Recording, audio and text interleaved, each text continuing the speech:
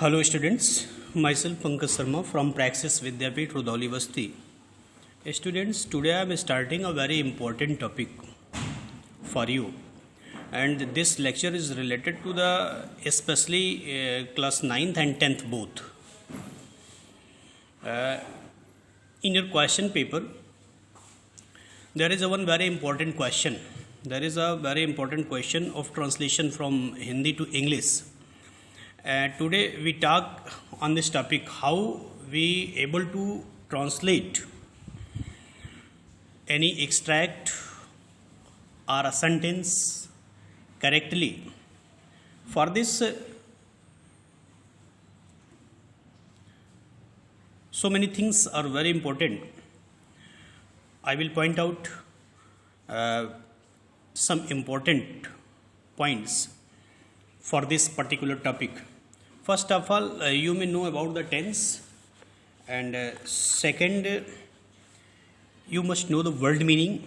Third, you must know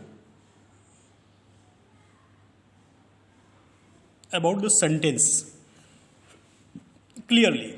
If these three things is clear to you, then your translation is very easy. अगर ये चीज़ें आ जाती हैं आपको, तो आपका ट्रांसलेशन बहुत इजी हो जाएंगे. कुछ इम्पोर्टेंट पॉइंट्स मैं आपको इलस्ट्रेट करना चाहता हूँ स्टूडेंट्स, जो आपके ट्रांसलेशन के लिए बहुत इम्पोर्टेंट है. मैं उसको हिंदी और इंग्लिश दोनों में एक्सप्लेन कर रहा हूँ. आपके पेपर में जो पैसेज आता है ट्रांसलेशन के लिए, उसमें अधिकतम 7 सेंटेंस होते हैं. कितने? 7 सेंटेंस. और जब आप उसका ट्रांसलेशन करें तो कम से कम 2 बार उसे ध्यान से पढ़ें और फाइंड आउट करें कि what kind of sentence are used in this particular extract and what are the tense related in this extract. ये 2 चीज़ें आपको बहुत ही ध्यान, इसको 2-3 बार पढ़ करके उसे फाइंड आउट करना चाहिए. सेकेंड पॉइंट है टू बी और टू हैव की फॉर्म को ध्यान से देखिए. ये मेन वर्ब के रूप में प्रयुक्त होते हैं. बी वर्ब मतलब क्या हुआ? Is, am, are, was verb, ये बी वर्ब है. और हैज़, हैव, हैड, ये हैव फॉर्म के या हेल्पिंग वर्ब के रूप में. यहाँ ध्यान ये देना है कि ये मेन वर्ब के रूप में यूज हुए हैं या हेल्पिंग वर्ब के रूप में यूज हुए हैं. कहीं कहीं ये मेन वर्ब के रूप में यूज होते हैं और कहीं कहीं हेल्पिंग वर्ब के रूप में यूज होते हैं. तो ये भी फाइंड आउट करना है कि हमें यहाँ पे हैज़, हैव, हैड को मेन वर्ब के रूप में यूज करना है या हेल्पिंग वर्ब के. और कुछ ऐसी क्रियाएं होती हैं, कुछ ऐसे वर्ब्स होते हैं जिनका यूज प्रेजेंट कंटिन्यूअस टेंस में नहीं किया जाता. उनको सिंपल प्रेजेंट में इंट्रोड्यूस किया जाता हो. जैसे हियर हुआ, जैसे आपने कहा आई एम हियरिंग के रूप में कभी नहीं लिखना चाहिए आई हियर. आज मैं simple present, simple past, simple future इसी टॉपिक पे आऊँगा. अगला पॉइंट है कैपिटल लेटर, पंक्चुएशन और एपॉस्ट्रॉफी का जो प्रयोग आप करते हैं. आपने पूरा का पूरा सेंटेंस एकदम सही से लिखा, लेकिन अगर आपने लेटर्स का ध्यान नहीं दिया कि कैपिटल लेटर का यूज़ करना है कि नहीं करना है, पंक्चुएशन में कॉमा, फुल स्टॉप, एपॉस्ट्रॉफी का यूज़ अगर आपने सही से नहीं किया, तो वो सेंटेंस निश्चित रूप से गलत होते हैं. वहाँ आपके नंबर कट जाते हैं. आप करते क्या हो? आप सीधे सीधे कैपिटल लेटर का इस्तेमाल, आप सीधे सीधे सेंटेंस कर देते हो. वहाँ पे कहाँ पे वहाँ उस सेंटेंस में कहाँ पे एपॉस्ट्रॉफी का यूज़ करना है, कहाँ पे कॉमा का यूज़ करना है, कहाँ पे सेमीकोलन का यूज़ करना है, ये प्रीवियस वीडियो में मैं ऑलरेडी बता चुका हूँ आप लोगों को. इसका ध्यान बहुत ज़रूरी है क्योंकि इन पॉइंट्स पे बोर्ड में नंबर काटे जाते हैं. इसलिए इस पे अगर आप 4 में 4 नंबर लेना चाहते हो तो केवल ट्रांसलेशन ही जरूरी नहीं है. ट्रांसलेशन के साथ punctuation is also very important. Simple present और प्रेजेंट कंटिन्यूअस का प्रयोग बहुत सावधानी पूर्वक होना चाहिए. जैसे आपने कहा कि I am living in Mumbai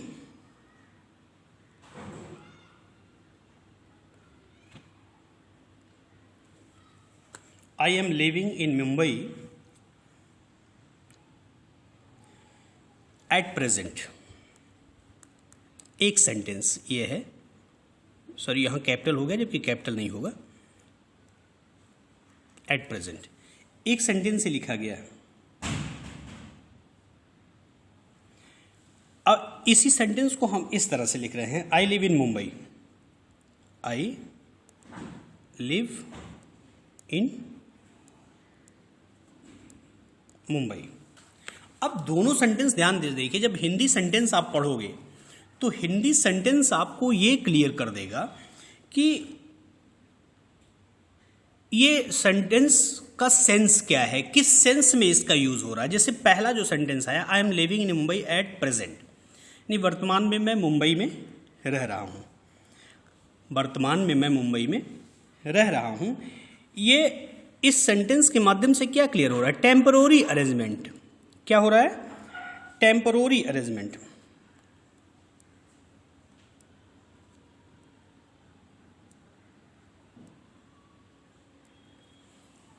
समझ में आ रहा है, इस सेंटेंस का जो सेंस निकल रहा है, मैं मुंबई में रह तो रहा हूं लेकिन दैट इज नॉट परमानेंट, लेकिन आई लिव इन मुंबई ये परमानेंट अरेंजमेंट है।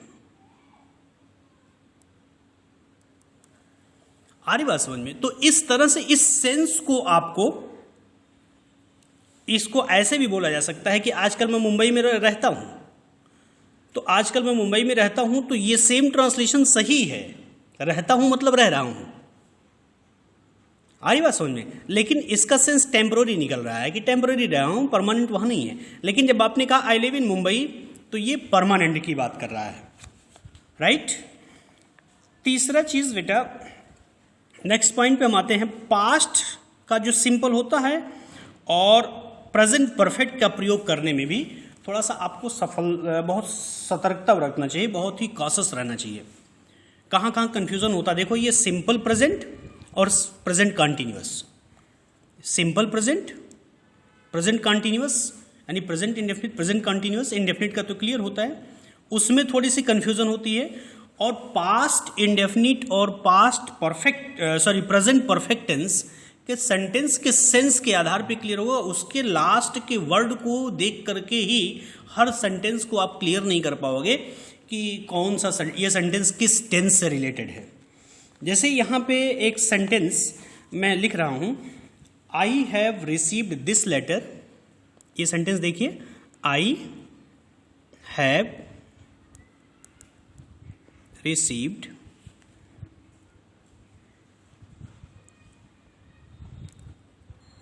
this letter, I have received this letter yesterday,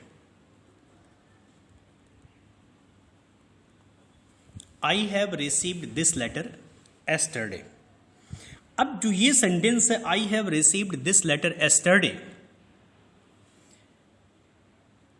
और फिर यहीं पे मैं लिख रहा हूं आई रिसीव्ड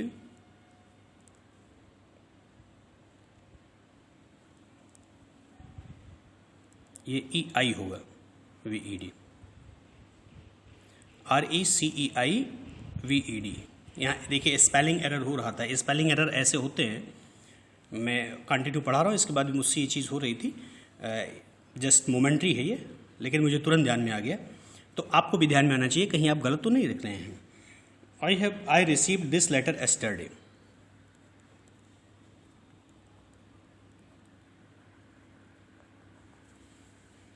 अब ये दोनों सेंटेंस, फर्स्ट एंड सेकेंड, ये दोनों सेंटेंस जो हैं, आप ये ध्यान रखिए कि इसमें करेक्ट कौन है और इसमें इनकरेक्ट कौन है। एक देखिए प्रेजेंट परफेक्ट टेंस से इंट्रोड्यूस किया गया है, एक पास्ट इंडेफिनिट टेंस से, यानी हैव के साथ वर्ब की थर्ड फॉर्म और वर्ब की सेकंड फॉर्म। इसमें करेक्ट कौन सा है?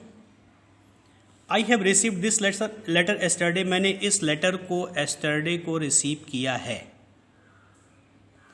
लेकिन इसका सेंस जब एस्टरडे शब्द आ गया, इट मीन्स कि that work had been done in past, वो पास्ट में किया गया। तो ये प्रेजेंट वाला जो पार्ट है ये करेक्ट नहीं है, ये गलत है, और पास्ट वाला पार्ट ये सही है। आ रही बात समझ में? ये I think this lecture is not only for the 9th and 10th but also 6th, 7th, 8th, 9th, 10th, इस सब के लिए ये ट्रांसलेशन बहुत ही इंपॉर्टेंट है। तो ये वीडियो सभी लोगों के लिए जाएगा, ध्यान रखिएगा, ये सभी लोगों के लिए वीडियो जाएगा। तो बेटा ये चीज़ हुआ, I received this letter yesterday, clear.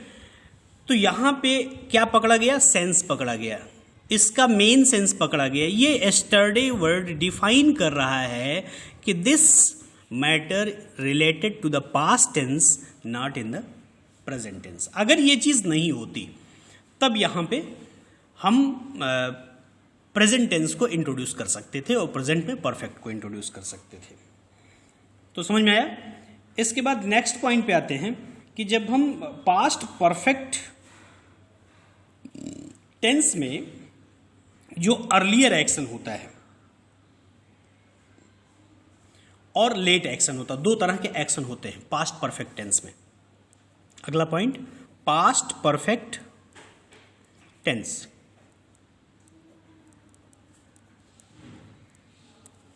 दो एक्शन होते हैं, दो कार्य होते हैं। एक्शन मीन्स कार्य।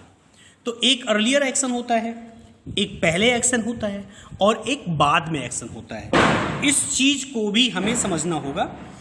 जिस वाक्य में बिफोर का प्रयोग किया जाता है, पास्ट परफेक्ट टेंस में आप यूज करते हो ना बिफोर एंड आफ्टर, वहां अर्लियर एक्शन पास्ट परफेक्ट में होता है, यानी बिफोर से पहले लिखा जाता है।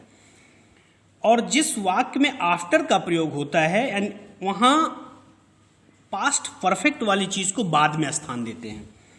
जैसे मैं यहां पे लिखूं कि मेरे स्कूल पहुंचने से पहले घंटी लग चुकी थी। मेरे स्कूल पहुंचने से पहले घंटी लग चुकी थी। मैं आपको डिफरेंस समझा रहा हूं कि क्या डिफरेंस होता है। और इसी सेंटेंस को मैं दूसरे तरीके से लिखता हूं कि मेरे स्कूल पहुंचने से पहले घंटी पहुंचने के बाद, यहां बाद का यूज करते हैं, घंटी लगी या लग चुकी थी। बाद का यूज हुआ है तो इसका मतलब ये पास्ट परफेक्ट टेंस है। अब इसमें अर्लियर एंड लेट एक्शन कौन कौन सा है?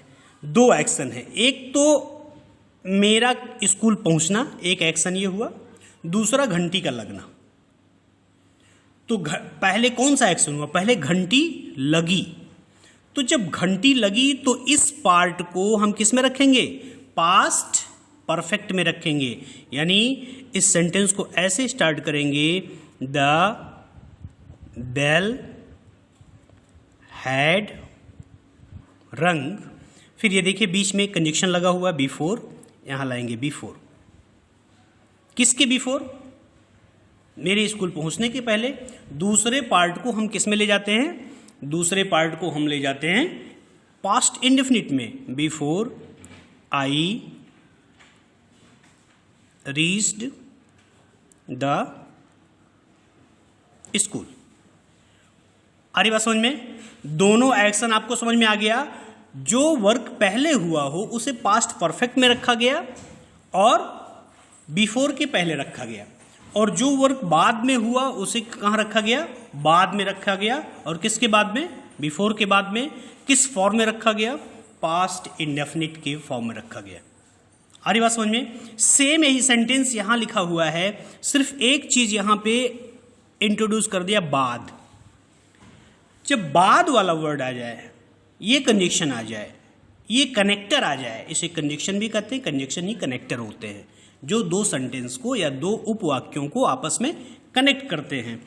तो जो बाद वाला वाक्य है इसको पहले लिखते हैं, यानी यहां आई रीच द स्कूल ये बाद में था ना, तो हम क्या करेंगे, मेरे स्कूल पहुंचने के बाद, यानी पहले मैं स्कूल पहुंचा और तब घंटी लगी, तो इसको पास्ट इंडेफिनिट में ले आएंगे, यानी द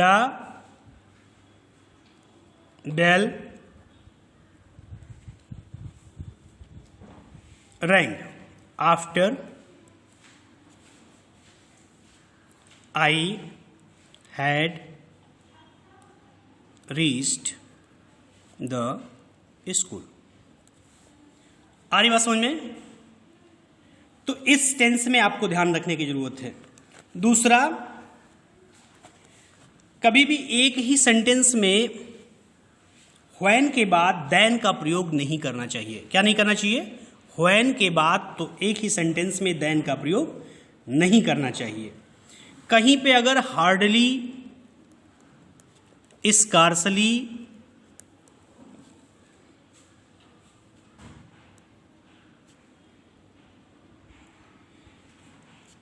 का यूज करना है तो इसके साथ when का प्रयोग नहीं होगा।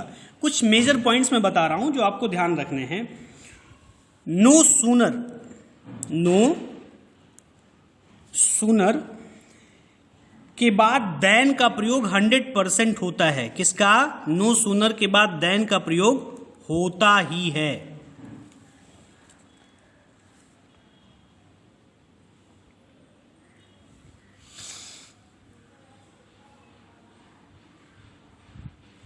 तो ये कुछ पॉइंट्स हैं जिसको आप अच्छे तरीके से समझ लें, ये पॉइंट्स आपके दिमाग में होने चाहिए। नेक्स्ट वीडियोस में हम ट्रांसलेशन पे आएंगे स्टेप बाय स्टेप।